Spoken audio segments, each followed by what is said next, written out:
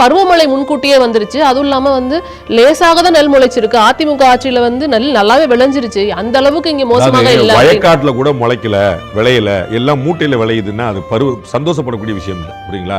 நல்லா தானே விளைஞ்சிருக்குன்னு அதை காம்ப்ளிமெண்ட் பண்ணுவீங்களான்னு எனக்கு தெரியல. அதிமுக ஆட்சியில 3 இன்ச்சு வளர்ந்துருச்சு, எங்க ஆட்சியில 1 இன்ச்சு தான் வளர்ந்துருக்கு. இதெல்லாம் விவாத பொருளே கிடையாது. நாம பருவமழை எப்போ வருங்கிறது, பருவமழை 3 மாசம் முன்னாடி வரலங்க, 3 நாள் 4 நாள் தானே முன்னாடி வரும். நீங்க சீசன் இப்ப பருவமழை எந்த உங்களுக்கு வானிலை டேட் சொல்லியிருக்காங்க? 15ஆம் தேதி வரும் அப்படின்னு. 15ஆம் தேதி வரும், 13ஆம் தேதி வரும், 18ஆம் தேதி வரும், 5-6 நாள் முன்ன பண்ண தான் வரும். முன்கூட்டியே வந்துருச்சு. முன்கூட்டியே அது வந்துச்சு. முன்கூட்டியே நீங்க சிந்திச்சீங்களா? நான் உங்களுக்கு ஏற்கனவே சொன்னேன்ல, எப்போ விதப்பு போட்டிருக்காங்கன்னு தெரியும்ல, அப்ப அறுப்பு எப்பன்னு தெரியும்ல.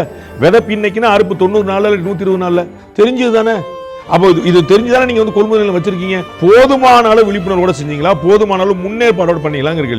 நான் திரும்பவும் சொல்றேன், நீங்க கொள்முதல் நிலையத்தையும் கூட்ட வேண்டாங்க, கொள்முதல் விலையும் கூட்ட வேண்டாங்க, பத்திரமா வாங்கி வச்சீங்களான்னு கேட்குறேன்.